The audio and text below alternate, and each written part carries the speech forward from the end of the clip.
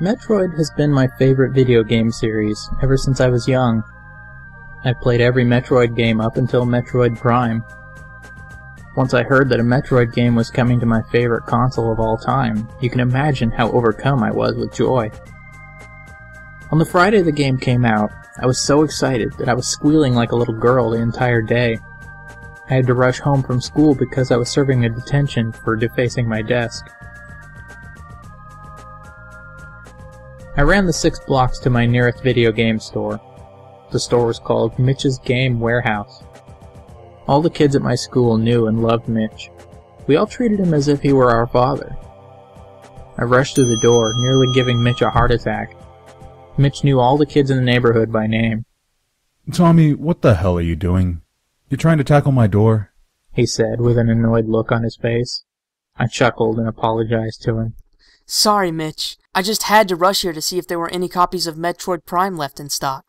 Mitch looked kind of disappointed after those words left my mouth. "Sorry, Tommy, but I think we're out of stock for Metroid Prime until our next shipment arrives, which will be a week from now."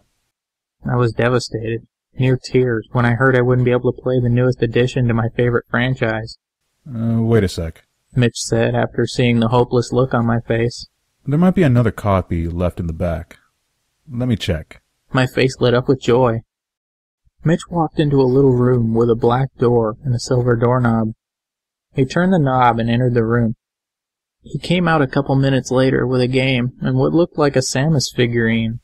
"Turns out there was a single copy left in the back. I also got you the neat-looking figurine that was next to the game on my desk. Never even knew I had this thing."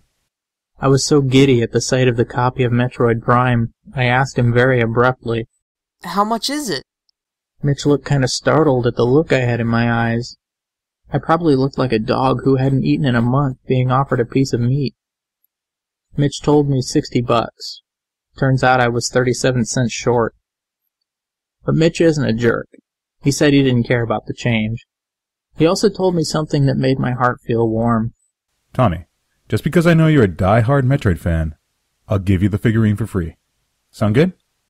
"Yeah, it sounds perfect," I said, probably foaming at the mouth.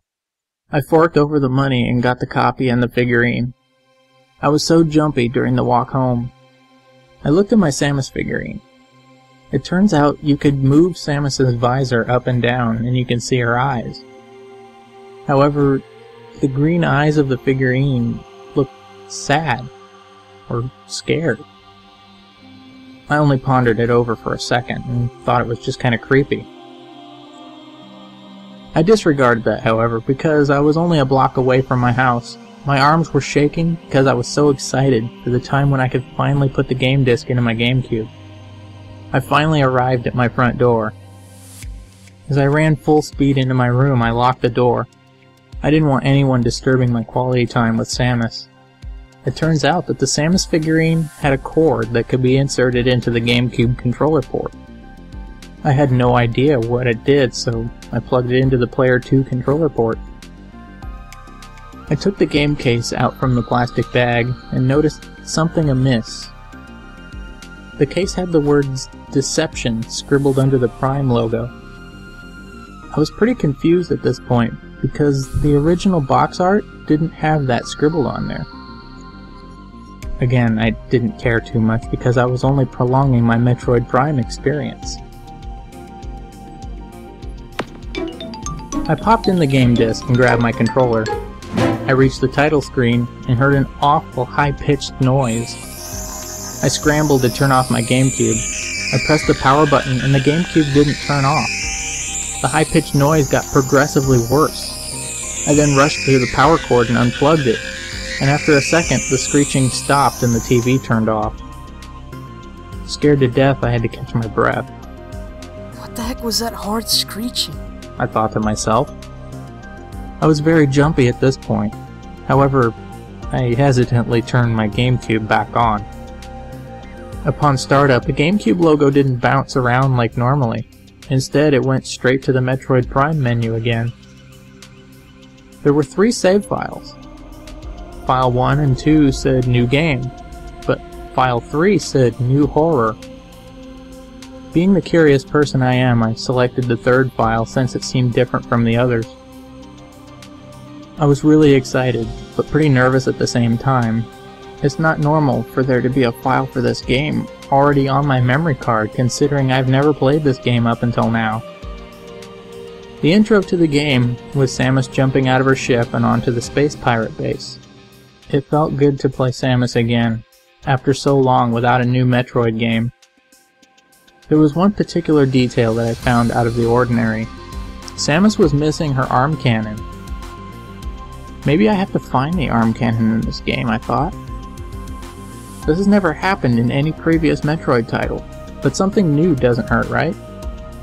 I equipped the scan visor and scanned the door locks. Doing this took out the holographic door that you couldn't pass. As I walked inside the pirate base, my jaw dropped. There were at least 5 Metroids before my eyes, and the arm cannon was behind the pack of Metroids. A cutscene started to play. Oh boy, Samus is gonna be awesome as usual. She's gonna acquire the arm cannon and pummel the Metroids, I thought. I was dead wrong. As the cutscene unfolded, it showed the Metroids attaching themselves to Samus. You could hear the desperate cries of the bounty hunter. The cries were terrifyingly realistic, as if someone was actually being ripped to shreds right next to you. The first Metroid started tearing at Samus's helmet, which led to her becoming decapitated. All you could see was a collection of mangled flesh around where her neck would be. Her vertebrae were sticking out of her body. The Metroid that ripped off her head was levitating around. A few seconds later, Samus's head fell out of the helmet.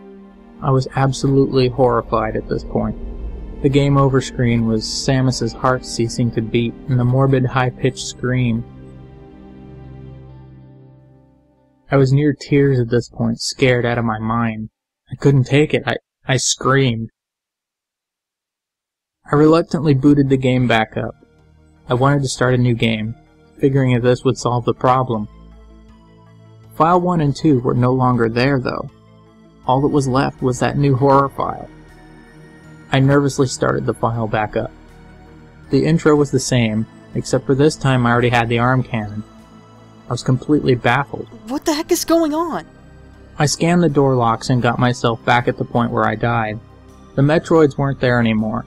I was relieved and scared at the same time. There was something disturbing in front of me, however. 2 mutilated space pirate corpses were laying on the ground. I took out the scan visor and scanned the dead bodies. The logs were very violent. One of the space pirate logs said, "I'm in excruciating pain. I was ripped to shreds by the Metroids. My organs imploded from the overexposure to Phazon. They shredded my limbs and left me for dead. My partner suffered an even worse fate.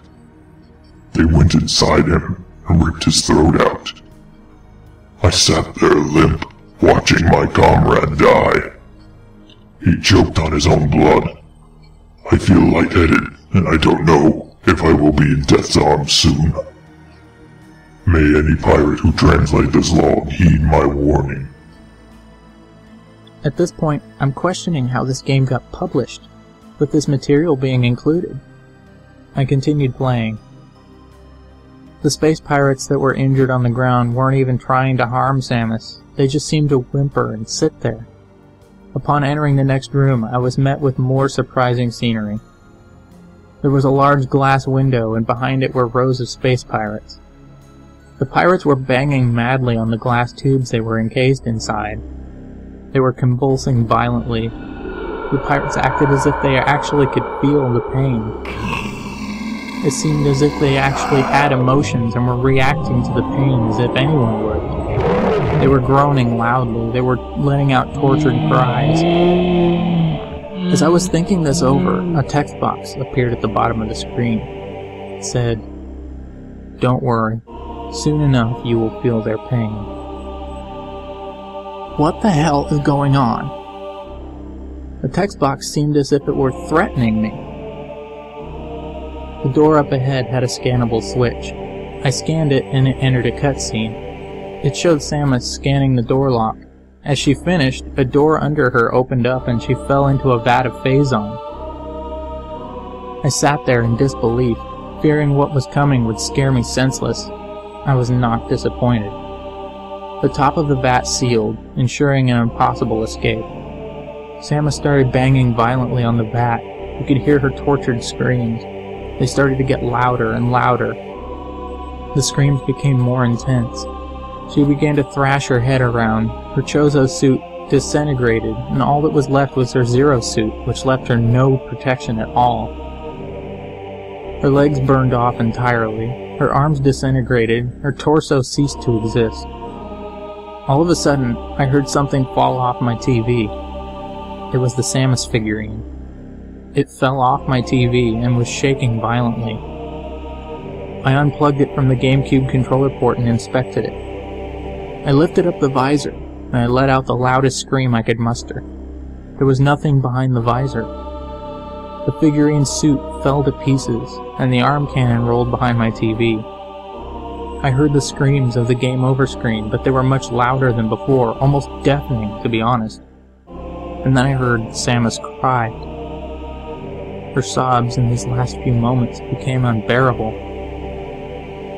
I couldn't take it anymore.